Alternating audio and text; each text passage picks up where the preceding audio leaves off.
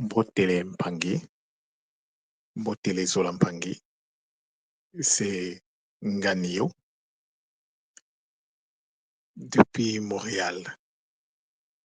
C'est Aujourd'hui, c'est exceptionnellement que je me permets de faire cette communication-là. Comme vous le savez, mes communications, c'est souvent le matin, mais aujourd'hui, je le fais l'après-midi. Alors, euh, si je fais cette communication, c'est parce que c'est très, très important. Et donc, c'est comme une façon de dire que le Kisalo sur les mots Congo m'ont permis comme de franchir un autre cap. Et donc, par rapport à cela, je ne pouvais pas me taire, je ne pouvais pas garder ça pour moi parce que ce que je fais, c'est pas pour moi, c'est pour la communauté. Alors donc, donc cet après-midi, j'ai donc l'honneur de vous parler sur un sujet qui est toujours centré sur la construction énergétique. Mais aujourd'hui, vous parlez des mots et de leur miroir. Donc les mots et leur miroir. Mais avant de m'adonner à cet exercice, je commencerai d'abord par rendre grâce à la source divine unique, Mama Wandombi, à Tutidiatia, à Mama Mayangi et à toutes les autres dimensionisations de la source, y compris vous, les Mpangi, qui allez prendre votre temps pour donc prêter l'oreille à cette communication. Alors, les mots. Les mots sont avant tout des réalités énergétiques. Ce sont des réalités qui véhiculent des informations, qui véhiculent des messages. Les mots sont donc des réalités que nous devons d'abord construire à l'intérieur de nous avant de les faire sortir de notre fort intérieur afin que ces mots trouvent leur expression dans la nature. Donc, comme j'ai l'habitude de dire, tout est question de construction. L'homme doit se construire et l'homme se construit de deux façons. La première façon que l'homme utilise pour se construire, c'est la construction inconsciente. C'est-à-dire que l'homme est en mode pilotage automatique. Ça veut dire que le lema pour lequel le corps avait en fait été commandé n'est pas au contrôle. Le lema, c'est ce qu'on appelle l'esprit intérieur. Il n'est pas au contrôle. Et donc, les choses se font de façon, donc, comme je disais, en mode automatique. Donc, ça veut dire que le corps est sous le contrôle des entités. Le corps a été hacké. Le corps a été pris en otage par des consciences extérieures, autres que la conscience ou l'énergie, l'esprit pour laquelle le corps avait été commandé. Parce que le corps reste et demeure une commande qui devrait donc être mise à disposition du lema. Le lema, c'est le mot esprit en Kikongo. Et la deuxième façon de se construire, c'est la construction consciente. Donc, celle qui laisse le pilote du corps de pouvoir prendre le contrôle des choses. C'est celle qui sait ce que nous faisons. À chaque fois que nous posons un pas, nous savons ce que nous faisons. C'est cette forme de construction qui contrôle tout ce qui se fait, qui sait comment faire les choses, pourquoi faire les choses. C'est cette forme de construction qui prend en compte le quoi, le pourquoi et le comment. Donc, le mode automatique, ça veut dire quoi? Ça veut dire que les forces de l'astral sont au contrôle. En ce moment-là, on est victime des émotions qui sont issues du monde des astres. Parce que lorsqu'on dit astral, ça a un lien avec les astres, les planètes. Vous savez que les planètes ont une incidence sur nous, ont une influence sur nous en tant qu'humains. Et donc, lorsque on n'est pas en phase, on n'est pas en possession de tous les moyens, tout n'est pas au contrôle, tout n'est pas contrôlé par le léma. Nous subissons donc les effets des entités de l'astral, des entités du monde astral que Ntumwa appelle souvent le Nzadiankenza. Donc, ce qui veut dire que nous ne nous construisons, nous nous construisons, pardon, en fait, d'une manière ou d'une autre. Alors, la question qu'il faut se poser, qui contrôle ta construction? Toi qui m'écoutes, Pangé, ta construction à toi, est-ce que c'est une construction qui se fait de façon automatique sans savoir ce qui se passe de l'autre côté? Ou c'est une conscience qui se fait en maîtrisant tous les enjeux derrière? Est-ce que c'est une construction qui est pilotée par les entités de l'astral? Alors, cela nous permet de dégager, de comprendre en fait que on ne peut pas se construire adéquatement dans les règles de l'art afin d'atteindre les résultats voulus et attendus aussi longtemps que notre corps n'est pas piloté par le léma. Donc, permettre au léma de prendre le contrôle du corps, c'est l'une des recommandations primordiales. Lorsque je parle de la l'accompagnement pour permettre au Mpangi de faire donc d'activer complètement le cerveau, le but de cet accompagnement, c'est justement de permettre au léma de prendre le contrôle du corps. Et c'est seulement une fois que le léma prend le contrôle du corps que le game peut commencer. Ne pas l'avoir fait, c'est être en mode automatique, donc sous le contrôle des entités de l'astral. Peu importe ta volonté. Si ton cerveau n'est pas activé à 100%, si toutes les zones du cerveau ne sont pas habitées par les consciences qui doivent les habiter et les consciences qui assurent la protection du cerveau, le léma ne peut pas prendre le contrôle du corps. La raison fondamentale qui permet au léma de prendre le contrôle du corps, c'est de faire que le cerveau soit habité d'abord. Et comme j'ai l'habitude de dire, la loi ne connaît pas les sentiments. La nature, pardon, ne connaît pas les sentiments. La nature, c'est le respect de la loi. Soit la loi est respectée, soit la loi n'est pas respectée. Quand la loi est respectée, ça passe. Quand la loi n'est pas respectée, ça casse. Il n'y a pas une troisième possibilité. Ce qui veut dire que nous avons cette responsabilité en tant qu'être incarné qui sait qu'il est venu sur Terre pour accomplir une mission. Le premier investissement lorsqu'on vient à l'école Kimoto est celui de permettre au léma de pouvoir prendre le contrôle du corps. Et donc, il y a plusieurs possibilités pour y arriver.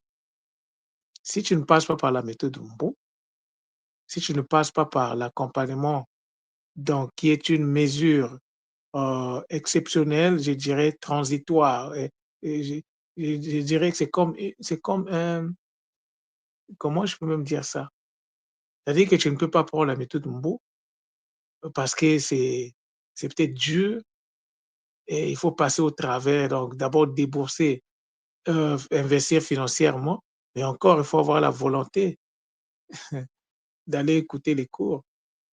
Et même si vous écoutez les cours par expérience, le fait d'avoir travaillé avec beaucoup de Mpangé, Mais l'expérience montre que ça ne garantit pas le résultat parce que tout va dépendre de est-ce que vous avez compris ou non le message. Si le message n'a pas été compris à 100%, votre pratique ne pourra pas vous donner les résultats qu'il faut. Et même lorsque vous avez fait la méthode Mbu, vous devez faire vos exercices. Vous devez permettre au cerveau de pouvoir prendre, de pouvoir en fait s'adapter à cette nouvelle réalité. Vous voyez l'impact?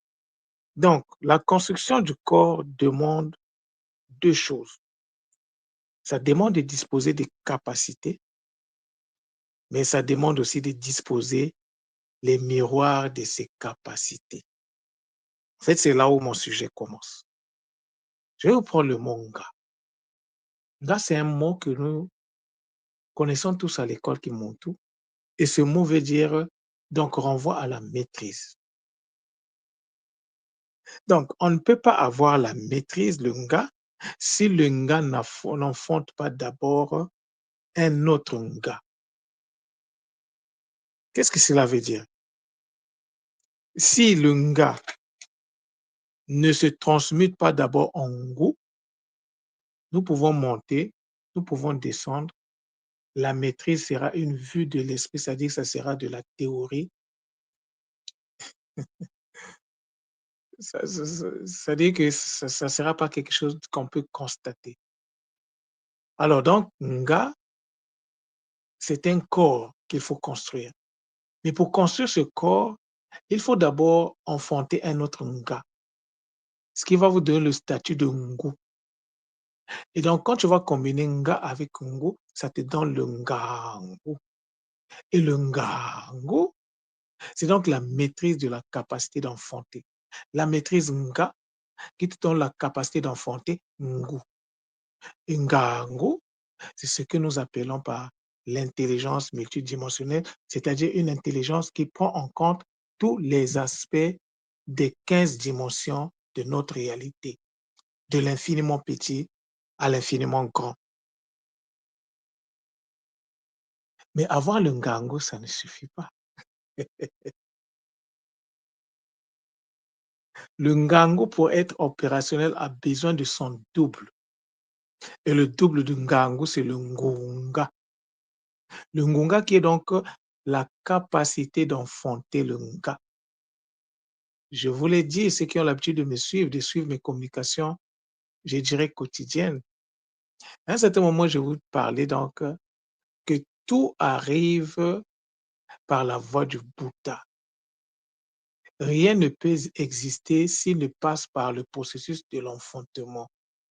Parce que Bouddha, c'est le mot Congo pour dire enfantement ou bien enfanter. Donc, avoir le Ngangu demande que tu puisses disposer également de son double. Parce que c'est le double qui va te permettre en fait d'enfanter le nga. Quand on dit il faut que le nga enfante un autre nga, mais cela se fait à travers le ngunga. Le ngu qui va te donner la capacité d'enfanter le nga. Alors, ce que nous devons comprendre ici, c'est que les mots, pour être opérationnels, ont besoin de leur double. Par exemple, puisque nous sommes rentrés dans le Mbanzu, donc on est en train de parler de Mbongo ces derniers temps. Mais Mbongo, il n'y a pas Mbongo. Si tu ne sais même pas qu'il faut que et tu disposes également de Ngombo. Ngombo, c'est dans le processus donc d'expérimentation, c'est la finalité du Ngamba. Or, le Ngamba, c'est celui qui a la maîtrise du Mba. Donc, avoir la maîtrise du Mba doit également, t'exige également d'avoir le Mbanga. Si tu n'as pas le Mbanga, tu ne peux pas avoir le Ngamba. Si tu n'as pas si tu veux avoir le Mbongo, il te faut également construire le Ngombo. Mais le Mbongo, c'est d'abord une réalité à construire à l'intérieur de soi. Parce que ce que nous sommes est le reflet de ce que nous sommes à l'intérieur de nous, au plus profond de nous. Si notre intérieur est pauvre, notre extérieur le sera également. Donc, on a besoin ici, à travers donc les miroirs des réalités, de construire une réalité en fait qui est stable, qui est équilibrée. La nature fonctionne adéquatement dans l'équilibre. Tu ne peux pas être riche à l'intérieur et être pauvre à l'extérieur. Ça, c'est l'instabilité. Ça ne marche pas comme ça. Donc, si dans ta vie matérielle, il y a la pauvreté, ça veut dire que ta vie spirituelle, il y a la pauvreté. Parce que l'une, elle n'est que le reflet de l'autre. Et si tu n'as pas, donc lorsque tu dis mbote, mais il faut également avoir le tembo avec toi. Le tembo qui est donc ce vent cosmique, ce vent qui a permis l'expansion, cette énergie qui a permis l'expansion de l'univers et qui jusqu'à aujourd'hui continue de permettre à l'univers de pouvoir vivre son expansion. Donc, disposer de mbote, dire mbote à quelqu'un, il faut d'abord te dire, est-ce que j'ai le tembo en moi? Est-ce que j'ai fait la construction du tembo en moi avant de dire mbote à quelqu'un? Et quand tu dis mbote, tu dois être conscient que tu dois disposer également du tembo. Il n'y a pas de mbutu sans ntumbu. Mbutu, c'est le fruit, ntumbu, c'est la piqûre. Rien ne peut venir à l'existence dans la facilité. Ce que nous recevons avec facilité, très souvent, ne nous apporte pas beaucoup de bien parce que nous manquons en fait de stabilité, nous manquons de fondement, d'ancrage. Il faut le ntumbu. Le ntumbu ici, c'est un peu, il faut le voir un peu dans le sens de la souffrance, la difficulté, l'effort que tu dois déployer afin d'arriver à produire les fruits. Donc, il n'y a pas de mbutu, la graine, sans ntumbu. Le mbutu passe par le ntumbu. Il faut travailler, il faut dégager l'énergie pour pouvoir disposer de l'énergie. Il n'y a pas de wassa sans sawa. Pour avoir le wassa, il faut également disposer du sawa.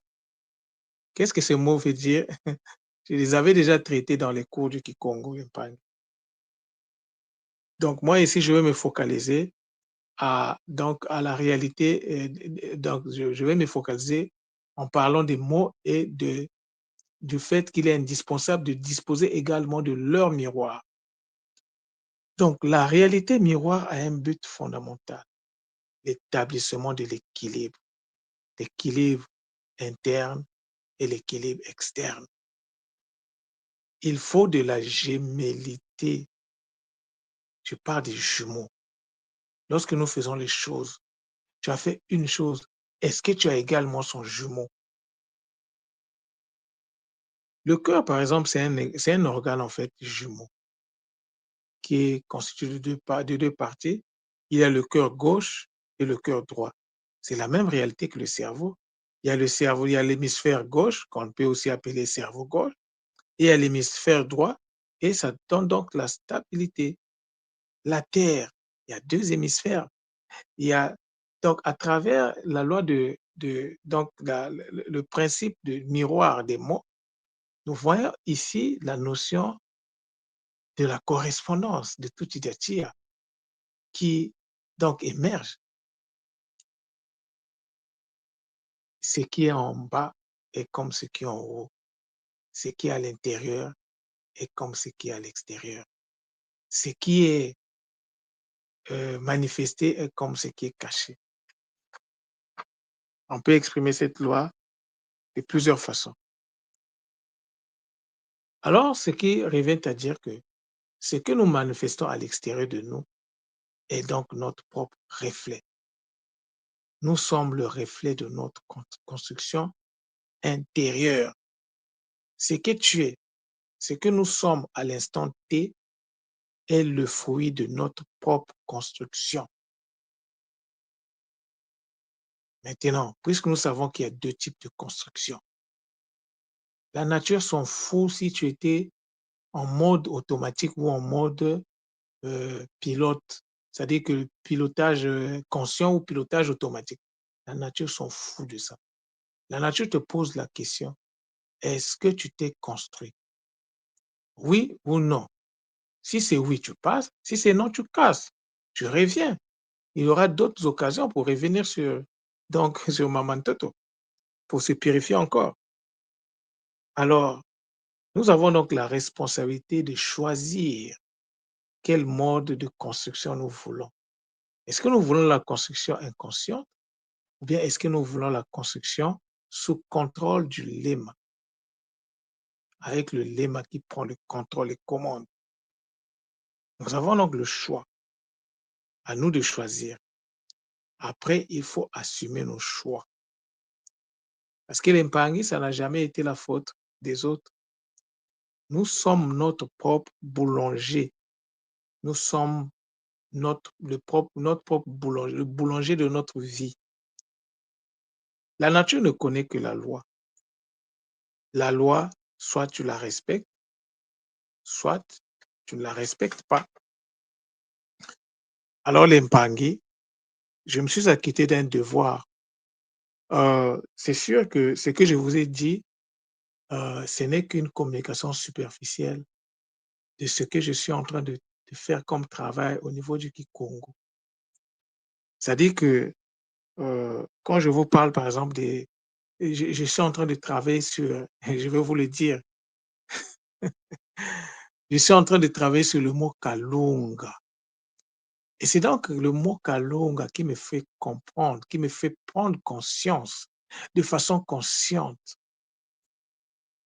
de la nécessité de toujours disposer des mots et de leur réalité, c'est-à-dire la science des miroirs.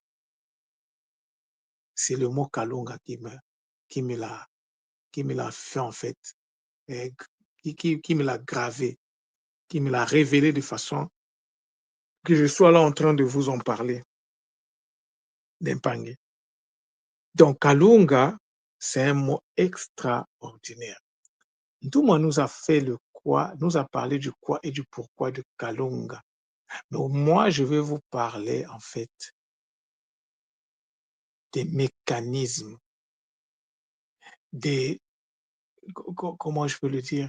Pas seulement les mécanismes, oui, les processus, mais les différents pans qui sont associés à ce mot. En fait, Kalunga, c'est l'un des mots centraux de la tradition ancestrale Congo.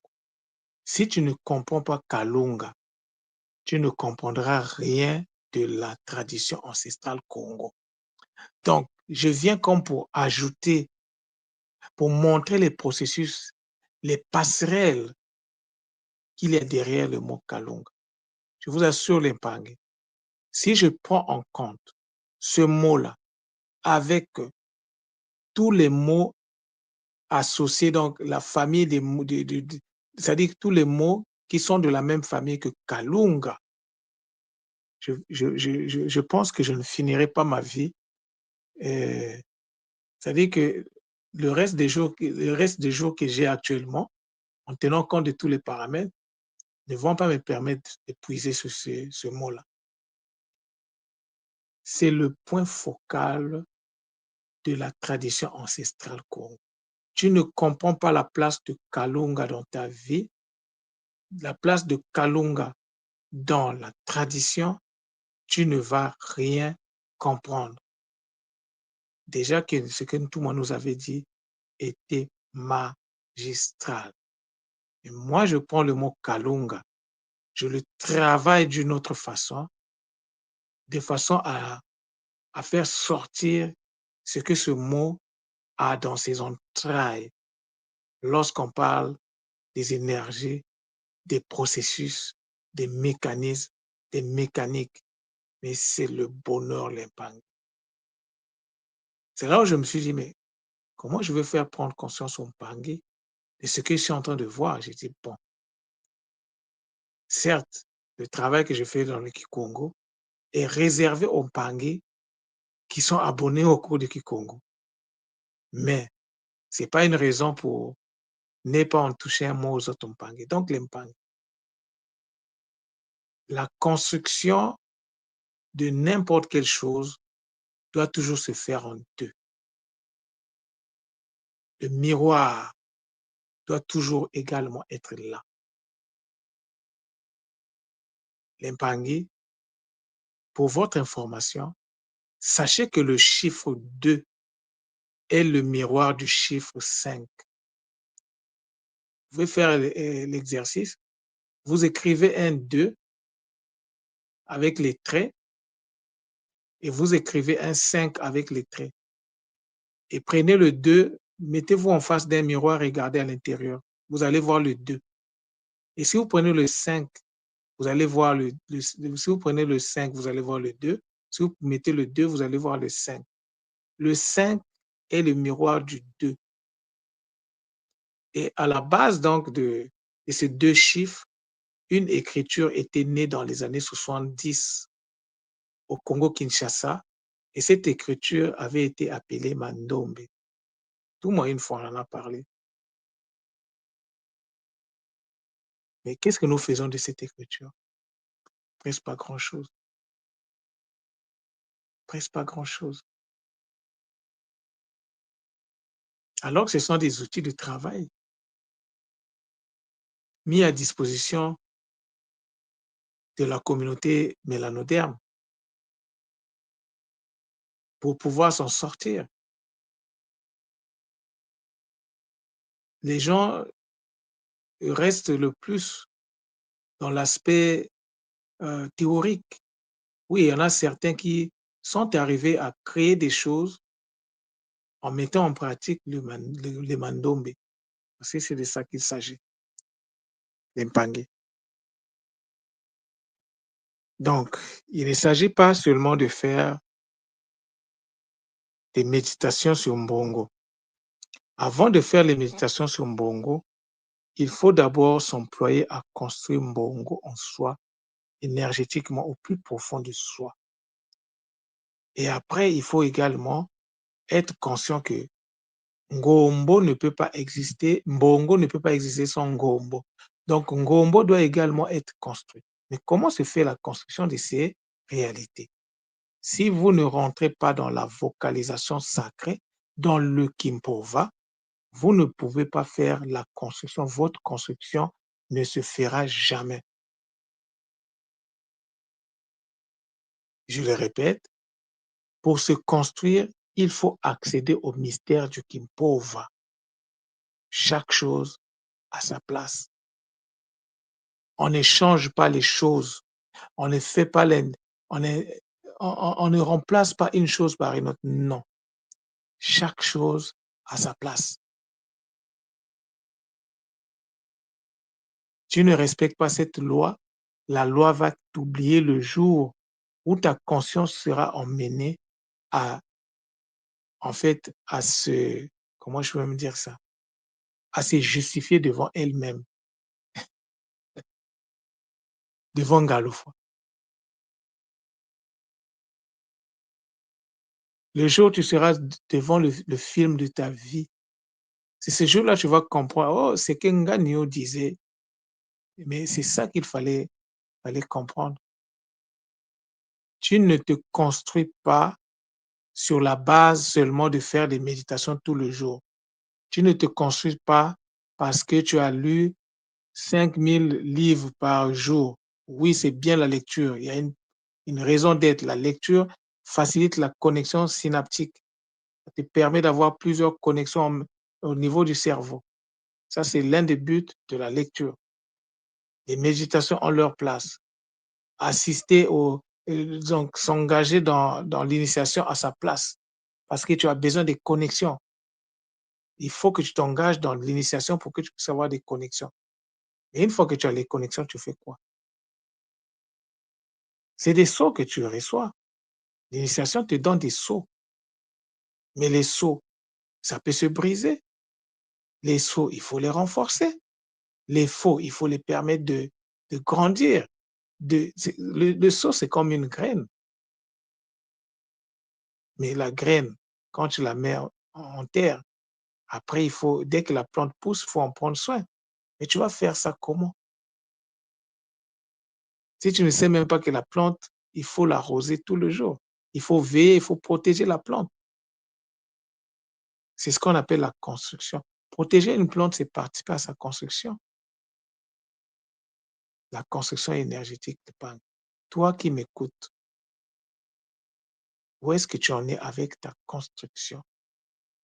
Est-ce que tu as déjà accédé au mystère de Kimpova ou bien tu fais le Kimpova,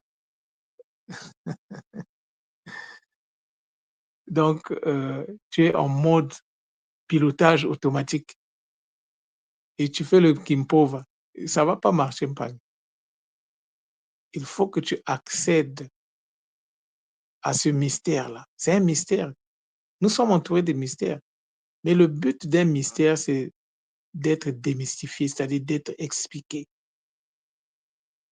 Les mystères, ce sont les choses qui sont cachées à ceux qui n'ont pas accès à certaines informations. Mais le but, c'est de ne pas rester dans cet état. Le but, c'est de démystifier le mystère. C'est donc par ces mots que je vous dis Matondo, Matondo, Matondo, Zola, Zola, Zola.